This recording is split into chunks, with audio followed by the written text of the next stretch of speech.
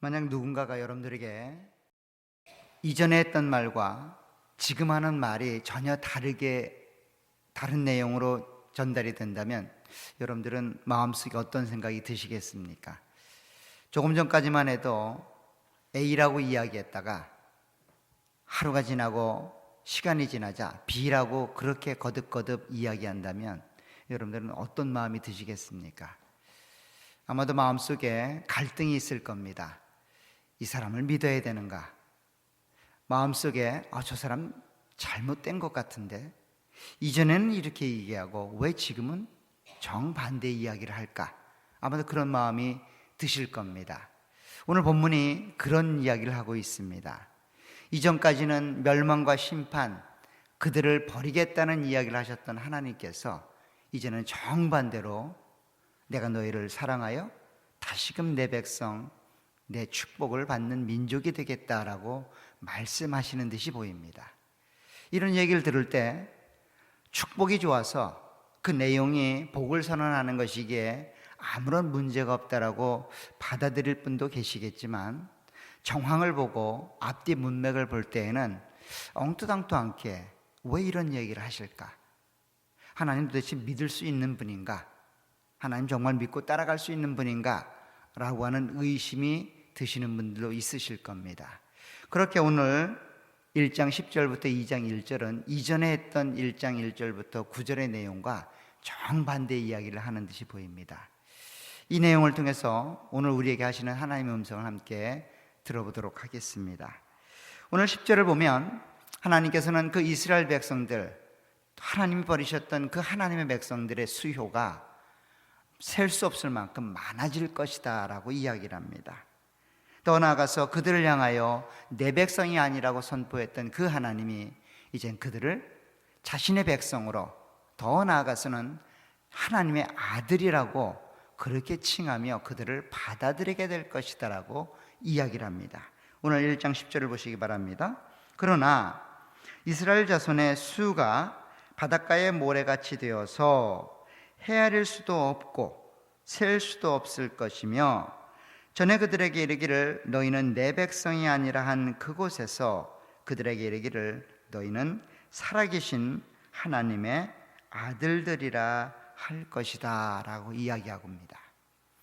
이전까지는 우리가 알았던 것처럼 호세아의 가정을 통하여 이스라엘 백성들에게 끊임없이 하나님이 이제 더 이상 베풀 은혜가 없다, 더 이상 너희를 내 백성이라고 칭하지도 않을 뿐만 아니라 나와 단절된, 버림받은 그런 하나님의 심판이 임할 멸망받을 사람들이 될 것이다 라고 그렇게 선언을 했습니다. 첫째 아들이었던 이스라엘이라는 이름을 통하여, 두 번째 준 딸, 그 아이의 이름을 로루하마라는 이름을 통하여, 그리고 세 번째 준 아들의 이름 로암미라는 이름을 통하여 그렇게 하나님이 흩을 것이고 긍휼을 멈출 것이고 이제 더 이상 내 백성이 아니다 라고 그렇게 선언했던 그 하나님이 오늘 본문에서는 정반대로 내 백성이라고 이야기하며 내 백성이 아니라 내 아들이라고 이야기하고 그 내 아들이라고 칭함받는 그들의 숫자가 헤아릴 수 없을 만큼 많아질 것을 이야기하고 있습니다. 도대체 하나님은 무엇이 진위였을까요? 1절부터 9절까지 내용이 진심이었을까요? 아니면 10절, 오늘 10절, 11절에 나와 있는 이 말이 진심이었을까요? 어떤 게 진심이었으면 좋겠습니까? 당시 이스라엘 백성들은 전자의 말에 더 마음을 두었을까요? 아니면 후자의 말에 더 마음을 두었을까요? 아마도 마음속에는 후자가 더 좋았을 것이다 라고 생각을 했을 겁니다. 아마 이스라엘 백성들도 그랬을 겁니다. 설마 우리를 사랑하는 하나님이 그렇게 우리를 끊어버리시게 하겠어? 그냥 경고겠지. 그냥 엄포를 놓으시는 것이겠지. 나를 버리시고 하나님이 살아가실 수 있겠어? 아마 그런 마음이 들지 않았을까요? 아마도 사랑하는 부부 사이에 부부싸움을 하면 입에 내지 말아야 될 말들을 내게 됩니다. 가끔씩 야, 이제 그만 살자, 지쳤다, 벌써 30년째다, 40년째다, 야, 이제 끊자 라고 그런 말을 하실 수 있으실 겁니다. 근데 사랑하는 쪽보다는 사랑받는 쪽에서 그런 마음을 가질 수 있을 겁니다. 야, 네가 나를 떠나서 살 수 있을 것 같아? 하려면 한번 해봐. 네 인생 쪽박 차는 거야. 그것이 남편이 됐든 아내가 됐든 그런 마음이 들지 않을까요? 사랑하는 쪽은 그렇지 않을 겁니다. 사랑하는 쪽은. 지금 하나님께서 그렇게 그들을 버리겠다라고 이야기하셨던 1절부터 9절의 내용과 다시 그들을 회복시켜 숫자를 헤아릴 수 없을 만큼 큰 사랑을 베풀어 주시겠다라고 하는 10절부터 11절의 내용은 사실 둘의 내용이 서로 다른 그런 내용을 이야기하는 게 아닙니다. 여기서 하나님의 복이 셀 수 없을 만큼 많아지는 그 대상이 이스라엘이라고 이야기하고 있지만, 그 이스라엘은 지금 호세아가 자기의 가정사를 통하여 선포하고 있는 하나님의 말씀을 받고 있는 그 대상과는 다른 대상입니다. 똑같은 내용을고 내가 너를 미워했다, 그러나 내가 너를 다시 사랑할 것이다 라고 하는 그 사랑의 대상이 동일한 대상이 아니라 전혀 다른 대상을 이야기하고 있습니다. 그 이야기는 11절에 보면 이렇게 소개되고 있습니다. 이에 즉 하나님께서 10절의 말씀을 통하여 그 이야기를 선언했고 그 이야기가 실현되는 이야기를 이렇게 설명합니다. 이에 유다 자손과 이스라엘 자손이 함께 모여 한 우두머리를 세우고 그 땅에서부터 올라오리니 이스라엘의 날이 클 것이미로다 라고 이야기합니다. 즉 지금 이스라엘 백성들을 향하여 하나님 말씀을 전달했던 호세아, 그 시대의 그 이스라엘 백성들은 북이스라엘 사람들을 이야기하는 겁니다. 즉 남과 북이 나눠졌던 그 하나님의 백성들이 북쪽은 이스라엘이라고 부르고 남쪽은 유다라고 불렀는데, 그 남과 북이 갈라진 그 상태에서 호세아 선지자가 자신의 가정사를 통하여 하나님 말씀을 전달받았던 그 대상은 북쪽에 살고 있는 10지파, 그 이스라엘을 이야기합니다. 그런데 그 이스라엘아 칭함받은 그들에게 하나님이 다시금 헤아릴 수 없을 만큼의 숫자를 만들어 주시면서 그들을 더 이상 내 백성이 아니라고 했던 그들을 더 이상 내 백성이 아닌 그 민족으로 보는 것이 아니라 하나님의 아들들이라고 그렇게 칭함받게 될 그 이스라엘은 그 북쪽에 사는 이스라엘이 아니라 남과 북이 하나가 된 그 이스라엘이라고 이야기를 합니다. 그래서 11절에 이에, 즉 10절의 말씀이 성취되는 그때에 유다 자손과 이스라엘 자손이 함께 모여올 거라는 겁니다. 즉 유다 자손과 이스라엘 자손이 하나가 된 이스라엘을 이야기한다는 거예요. 굉장히 다른 대상이죠. 사실 우리가 잘 아는 것처럼 아수르에 의해서 북이스라엘이 망하게 됩니다. 그리고 200년 후에 바벨론에 의해서 남유다도 망하게 됩니다. 즉 두 나라가, 북쪽의 이스라엘과 남쪽의 그 유다가 하나님의 심판에 의해서 망하게 될 때 더 이상 남과 북은 존재하지 않습니다. 하나님이 그렇게 나누어 놓았던 남과 북을 하나로 만들죠. 그래서 포로로 돌아올 때에 그 이스라엘 백성들은 그냥 이스라엘이지 남유다 백성이다 혹은 북이스라엘 백성이다라고 칭하지를 않는 것이죠.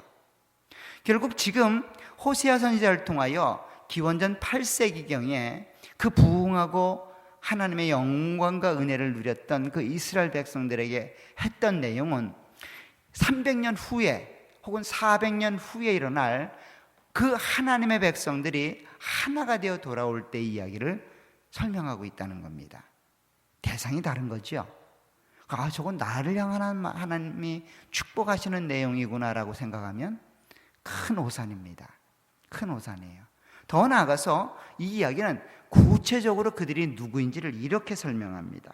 11절에 보시면 유다 자손과 이스라엘 자손이 함께 모여 한 우두머리를 세우고 그 땅에서부터 올라오게 될 것이다 라고 설명합니다. 즉 하나의 대표자를 통하여 그를 머리로, 그를 수장으로 그렇게 그 땅에서, 그들이 살던 그 땅에서 돌아오게 될 것이다 라고 말합니다. 그 돌아오는 숫자가 헤아릴 수 없을 만큼 많을 것이라는 겁니다. 그 돌아오는 그들이 하나님의 백성, 더 나아가서 하나님의 아들들이다라고 칭함을 받게 될 거라는 겁니다. 지금 이스라엘 백성들에게 했던 그 내용을 그렇게 번복하여 그렇게 하나님의 축복을 이야기하고 있지만 실제적인 그 축복을 받는 대상은 누구라는 겁니까? 어떤 한 대표자를 통하여 돌아오게 될, 더 이상 혈통이 통하지 않고 더 이상 지역이 제한되지 않는 그런 하나님의 사람들, 하나님의 아들들이 그렇게 돌아오게 될 거라는 겁니다. 그 대상을 지금 이스라엘이라고 설명하고 있습니다. 사실 이러한 이야기는 하나님께서 하나님의 백성들이 구원받는 이야기를 통해 설명이 가능합니다. 오늘 10절, 11절의 내용을 신약 성경에 보면 사도들은 이 내용을 인용하면서 이 말씀이 누구를 대상으로 하는지를 설명해 주고 있습니다. 로마서 9장으로 한번 가보시기 바랍니다. 로마서 9장에 가게 되면 사도 바울이 이 말씀을 인용하게 되는데 26절이 호세아의 말씀을 인용합니다. 우리 24절부터 보겠습니다. 9장 24절로 26절을 보게 되면 그 사도 바울이 호세아의 말씀을 인용하면서 하나님이 호세아 선지자를 통해서 선포했던 그 말씀의 대상이 누구인지를 이렇게 설명합니다. 24절에 보면 이 그릇은 우리니 곧 유대인 중에서뿐 아니라 이방인 중에서도 부르신 자들이니라. 호세아의 글에도 이르기를 내가 내 백성 아닌 자를 내 백성이라, 사랑하지 아니한 자를 사랑한 자라 부르리라. 너희는 내 백성이 아니라 한 그곳에서도 그들이 살아계신 하나님의 아들들이라 일컬음을 받으리라 함과 같으니라 라고 이야기합니다. 결국 1장 11절과 2장 1절에 나와 있는 내용을 그렇게 순서를 바꾸어서 사도 바울은 인용하고 있고, 이 인용했던 그 내용을 통하여 사도 바울이 전달하고자 하는 그 대상은 누구라는 겁니까? 구원받은 하나님의 백성들이라는 거예요. 더 구체적으로 말하면 예수 그리스도를 통하여 구원을 경험했던 그 사람들이 유대인이든 이방인이든 혈통과 출생에 상관없이 그리스도를 경험하고 그리스도를 통하여 구원받은 백성들, 그들을 설명하고 있다는 겁니다. 그래서 24절에 보면 이 그릇은 우리니 곧 유대인 중에서뿐 아니라 이방인 중에서도 부르신 자니라. 즉 그리스도를 통하여 구원받은 하나님의 백성들을 이야기하고 있습니다. 좀 더 면밀하게 말하면 유대인이 아닌 이방인들이 그 하나님의 아들들이 되며 하나님의 구원의 반열에 들어오는 그런 역사를 지금 700년 전에 혹은 800년 전에 호세아가 쓰고 있는 겁니다. 더 나아가서 베드로전서 2장에 가게 되면 이와 동일한 내용을 좀 더 다르게 설명합니다. 베드로 사도는 베드로전서 2장 10절에 보면 또다시 호세아의 말을 인용하는 듯이 보이는 그러한 내용으로 그 구원받은 대상을 이렇게 설명합니다. 9절부터 볼까요? 9절에 보면 하나님께서 베드로 사도를 통하여 구원받은 이스라엘 백성들, 참 이스라엘에 대해서 이렇게 설명합니다.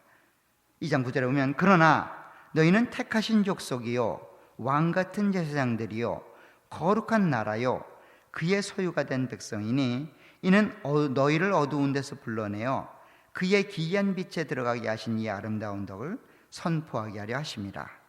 너희가 전에는 백성이 아니더니 이제는 하나님의 백성이요 전에는 긍휼을 얻지 못하였더니 이제는 긍휼을 얻은 자니라.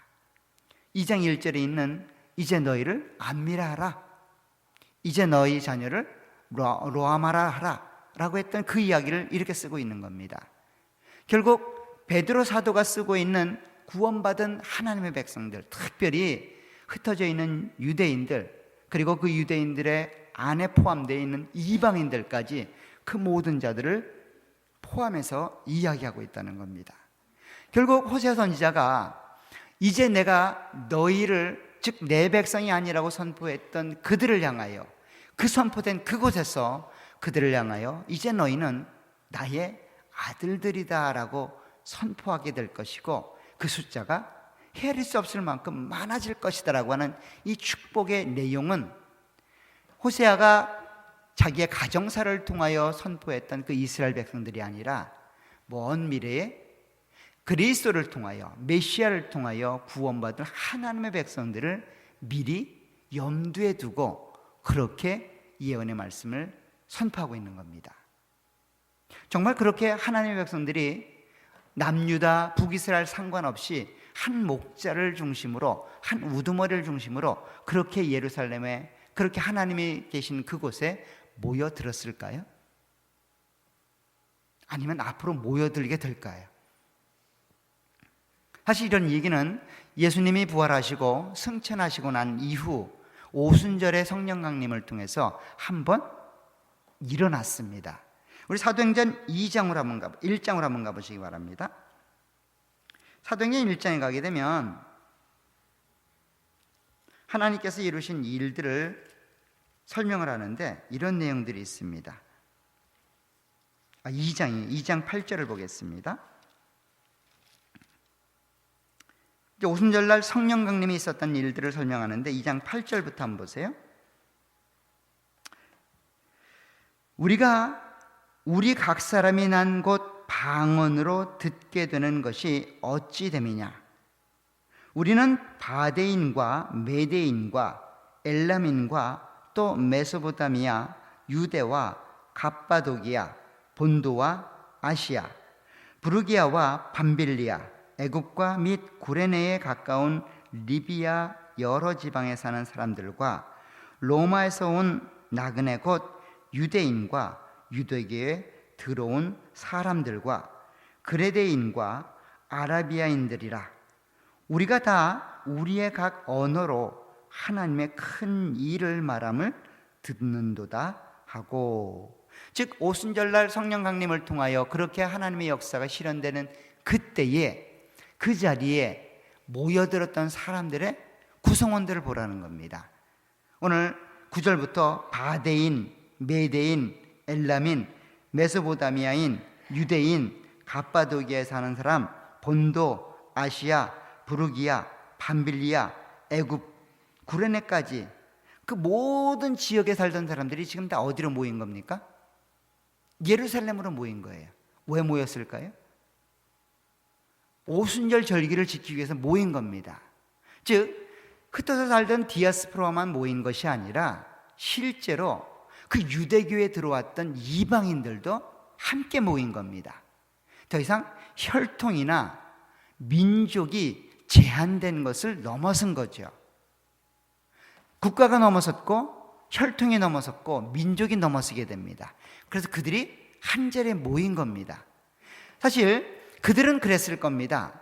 하나님이 정하셨던 율법을 지키기 위해서 그렇게 모였지만 실제로 그 모인 그 모습은 하나님이 예언하셨던 그 약속의 말씀을 실현하는 과정으로 그렇게 그들이 모여지고 있다는 겁니다. 이 숫자는 헤아릴 수 없을 만큼 많아진 거죠. 더 이상 카운팅할 수 없을 만큼의 많은 숫자가 그렇게 모여들고 있는데 그들을 향해 하나님이 뭐라 하는 거예요? 이제 너희는 내 아들들이라는 겁니다. 이전에는 그렇게 유대인들을 향하여 뭐라고 선언했습니까? 더 이상 나와 상관이 없는 자라는 거예요. 이제 이혼이라는 겁니다.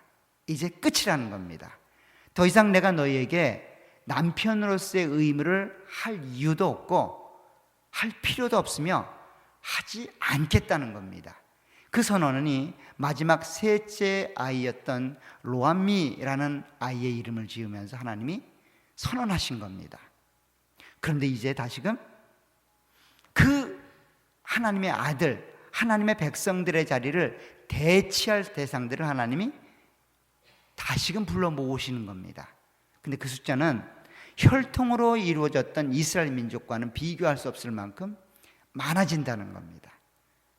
비교할 수 없을 만큼 커진다는 겁니다. 이것이 오늘 본문의 이야기입니다. 사실 이야기를 들었을 때 이스라엘 백성들의 마음은 어땠을까요? 아마 오해했을지 모르겠습니다. 그러면 그렇지. 지난 10여 년 동안 그렇게 우리를 마음속에 졸이게 했던 그 하나님이 설마 우리를 버릴 수 있겠어? 에이, 야, 여적지 하나님과 믿어온 관계가 몇 년인데, 50년인데 하나님이 날 버리시고 살 수 있으시겠어? 나의 구원? 따놓은 당상이지. 내가 구원 못 받으면 누가 구원받아? 내가 살아온 삶을 봐. 하나님이 나에게 베풀으신 은혜가 그렇게 크고 그렇게 위대했는데 설마 나를 버리시겠어? 이런 마음이 유대인들의 마음 안에 있지 않았을까요? 야, 우리의 역사를 봐. 인류가 시작할 때부터 있었던 거야. 아브라함, 이사, 야곱. 그 하나님이 그를 얼마나 사랑하셨는데, 그들을 위해 투자한 비용이 얼만데, 그들을 위해서 하나님이 베푸신 사랑이 얼만데 하나님이 그걸 꺾으시겠다고? 에이, 그럴 수 없지. 아무리 생각해봐도 하나님은 그럴 수 없지. 봐, 우리를 다시금 회복하시겠다고 약속하잖아. 하나님은 그러신 분이야 라고 그런 마음이 들지 않았을까요? 근데 그 말은 사실 그들을 향한 말이 아니었다는 겁니다. 오해해도 단단히 오해하고 있는 거죠. 하나님은 지금 그들을 향해서 뭐라는 거예요? 이제 끊자는 겁니다. 이제 끝이라는 겁니다. 그리고 다시 내가 시작하겠다는 겁니다. 누구를요? 이방인들로. 그래서 에베소에 가게 되면 구원받은 백성들이 하나님 안에서 느끼는 감정은 호세아 선지자를 통해 주셨던 말씀과 동일합니다. 우리 에베소 2장으로 한번 가보시기 바랍니다. 에베소 2장에 가게 되면 그렇게 하나님의 은혜를 통하여 구원받은 백성들이 이렇게 고백하게 됩니다. 11절부터 보겠습니다. 11절부터 이런 말합니다. 그러므로 생각하라.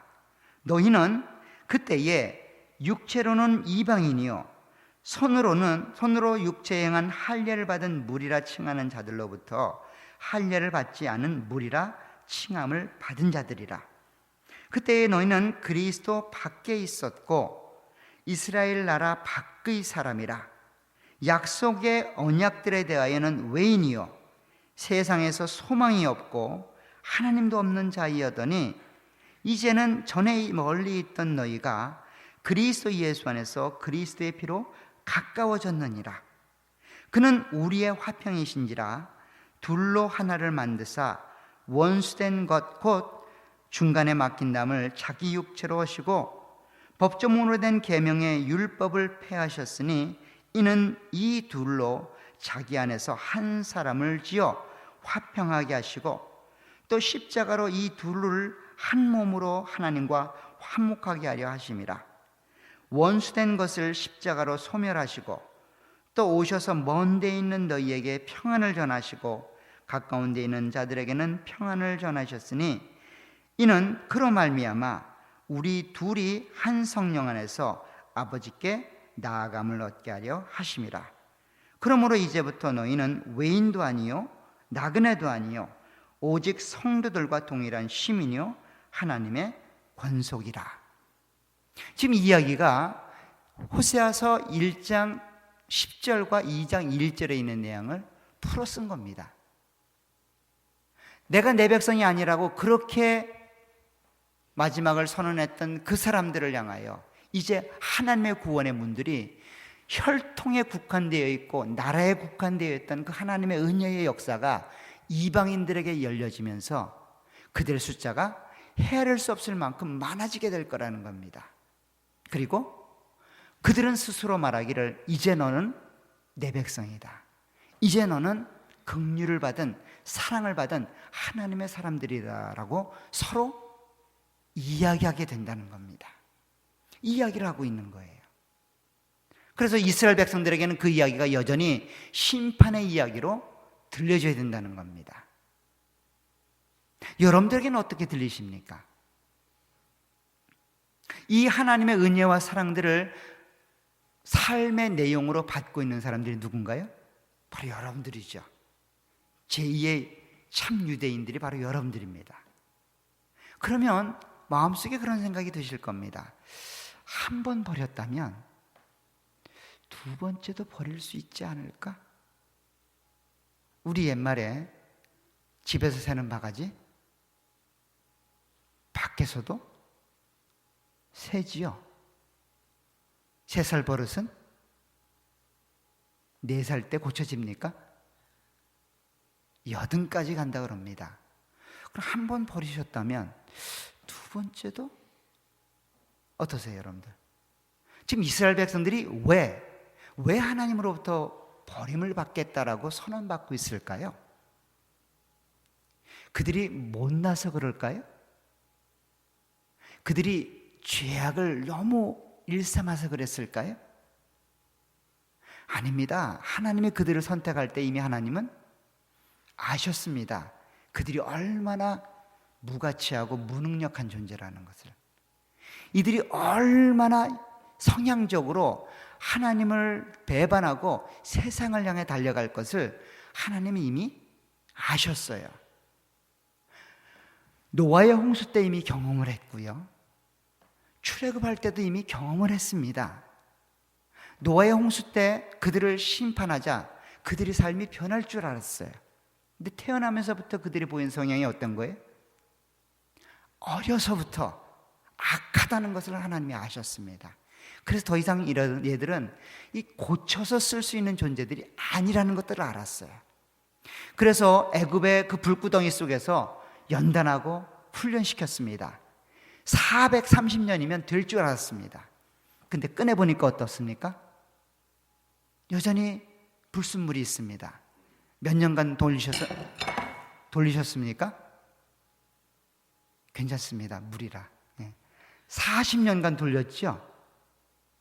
고쳐질 줄 알았어요. 근데 고쳐졌습니까? 안 고쳐졌죠.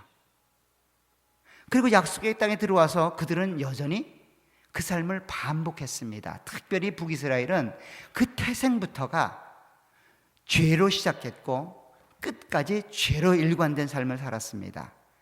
이제 열왕기 역사를 보게 되면 알 텐데 그 시작부터 끝까지 한 번도 선한 왕이 나오질 않아요. 9번이나 왕조가 바뀌는데 한 번도 선한 왕이 등장을 하지 않습니다.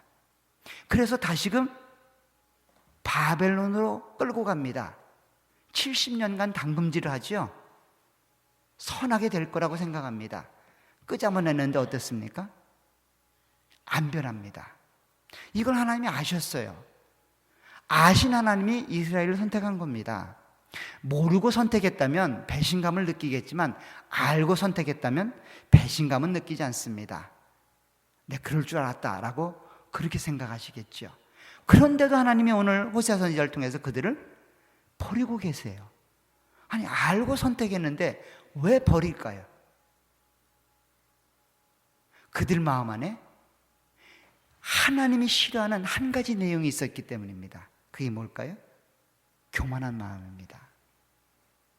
교만한 마음이 있는 거예요. 하나님 우리를 선택해서 이제껏 인도해 오셨는데 우리는 버림받을 수 없다라고 하는 그런 교만한 마음이 그 안에 자리 잡기 시작한 겁니다. 우리는 하나님을 사랑하는 민족이다라고 하는 강한 의식이 그 안에 자리 잡고 있는 겁니다. 더 나아가서 우리는 하나님의 선택받은 하나님의 백성이다라고 하는 선민의식이 그 안에 가득 있는 겁니다. 하나님 원하시는 건 뭐였을까요? 그렇게 지지리도 못 나고 그렇게 마음속에 본질적으로 하나님을 거역하고 하나님을 사랑할 수 없는 존재라면 우리는 그 하나님을 의지하고 겸손한 마음으로 하나님을 부여잡고 의존하는 삶을 살아야 되는데 그 삶을 살지 못하고 있는 겁니다. 그렇잖아요. 지금 고멜을 보세요. 그렇게 부정하고 실패한 삶을 살아서 그렇게 사랑을 베풀어 주시고 그렇게 은혜를 베풀고 있는 남편이라면 고멜이 어떤 마음을 가져야 됩니까? 야, 참 고맙다. 나같이 이렇게 못난 사람을 끝까지 용서해 주고 끝까지 받아주다니 참 감사하다. 야, 난 참 하나님의 사랑을 받는 존재구나. 더 열심히 더 사랑하는 남편을 섬겨야 되겠구나. 내 죄된 모습을 끊어내야 되겠구나. 이래야 되는 게 정상 아닙니까? 그렇잖아요. 여러분들 고멜 얘기 들으면 그렇잖아요. 야, 어떻게 이런 여자가 있을 수 있을까? 그렇게 돌아가야 되는데 그런 마음 갖잖아요. 근데 그 마음이 없는 겁니다. 없는 거예요. 만약에 우리가 그렇게 하나님의 은혜를 받아서 하나님의 아들들이라는 칭함을 받고 그리스도의 십자가로 그렇게 구원을 받았음에도 불구하고 그 은혜에 감사하지 못하고 겸손한 신앙을 갖지 못하고 우리는 그럴 만한 사람이야. 내가 이루어놓은 일들이 있는데 하나님이 나를 위해 존재해야지 내가 어떻게 하나님을 위해 존재하겠어? 나 버리면 세상에 구원받을 사람 아무도 없어. 이런 교만한 마음으로 그렇게 삶을 살아간다면 우리의 미래는 이스라엘 백성들이 받았던 미래와 동일할 겁니다. 그 경고의 말을 지금 하고 있는 거예요. 사랑하는 성도 여러분, 우리가 하나님을 믿을 수 있었던 것은 하나님이 우리에게 먼저 은혜를 베푸셨기 때문입니다. 우리가 하나님의 사랑을 받고 있고 구원을 받고 있고 감사한 생활을 할 수 있었던 것은 우리에게 능력이 있어서가 아닙니다. 우리가 그런 자질이 있어서가 아니고 그런 조건과 그런 배경이 있어서가 아닙니다. 순전이다 하나님의 은혜를 베푸셨기 때문입니다. 우리는 고멜 같은 사람들입니다. 고멜보다 더하면 더했지 고멜보다 나은 인생 아무도 없습니다. 그럼에도 불구하고 하나님 우리를 사랑해 주시겠다는 겁니다. 그럼에도 불구하고 하나님 우리를 사랑하고 계십니다. 그렇다면 우리가 할 수 있는 일은 그 하나님께 돌아가는 겁니다. 그 하나님을 의지하고 의존하는 겁니다. 그 하나님 없으면 우리는 망할 수밖에 없고 그 하나님이 우리에게 은혜를 끊으시면 우리는 멸망할 수밖에 없다고 하는 그런 마음을 가지고 하나님을 바라보시고 하나님을 잡으시기를 간절히 부탁을 드립니다. 그래서 서로를 향해서 뭐라고 말해야 됩니까? 하나님의 형제다, 하나님의 백성이다, 하나님의 긍휼이 내려질 것이다. 그러니 겸손하게 인내하여 우리의 길들을 가자 라고 서로 권면하시기를 간절히 부탁을 드립니다. 이제 서로를 향하여 그리고 힘들어하는 지체들을 향하여 하나님이 베푸신 은혜를 기억해보라. 하나님이 우리에게 은혜를 베풀고 계시다. 하나님 우리를 하나님의 자녀로 하나님의 백성으로 부르셨다. 그 백성답게 그렇게 하나님의 사람으로 함께 이 일을 걸어가자, 이 일을 해나가자라고 그렇게 권면하는 삶이 되시기를 간절히 부탁을 드립니다. 그러면 오늘 하나님이 약속하셨던 것처럼 그렇게 셀 수 없는 그 하나님의 자녀들이 여러분들을 통하여 또 여러분들도 그 가운데 머물게 되실 겁니다. 그것이 오늘 호세아 선지자를 통하여 이스라엘 백성들에게 그리고 호세아 선지자를 통하여 이 시대를 살고 있는 우리들에게 하나님이 주시는 말씀입니다. 하나님은 그렇게 여러분들에게 엄청난 은혜와 사랑들을 베푸셨습니다. 지금도 베풀고 계십니다. 앞으로도 베풀 것입니다. 그 하나님의 구원 계획이 그렇게 위대하고 엄청나다고 하는 것들을 기억하셔서 조금 힘들고 어렵고 절망스러운 환경에 있다 할지라도 그 하나님께 돌아가시길 간절히 부탁을 드립니다. 앞이 보이지 않는 상황 속에서도 그 하나님 한 분만을 붙잡고 그렇게 믿음의 길들을 가시기를 간절히 축원합니다. 기도하도록 하겠습니다. 하나님 아버지 은혜와 은총을 감사합니다. 우리 마음 안에 교만한 마음을 제거시켜 주시길 원합니다. 하나님이 없으면 살 수 없다고 하는 절박함과 간절함이 우리 가운데 있도록 은혜를 베풀어 주옵소서. 하루라도 하나님 은혜가 없으면 이 험난한 세상에서 쓰러지고 넘어지고 망할 수밖에 없는 존재라고 하는 것들을 기억해 하옵소서. 그래서 그 하나님 바라보며 그 하나님 의지하며 우리에게 주어진 믿음의 길들을 인내하며 걸어가는 우리 모두가 될 수 있도록 은혜와 복으로 함께해 주옵소서. 예수님의 이름으로 기도합나이다.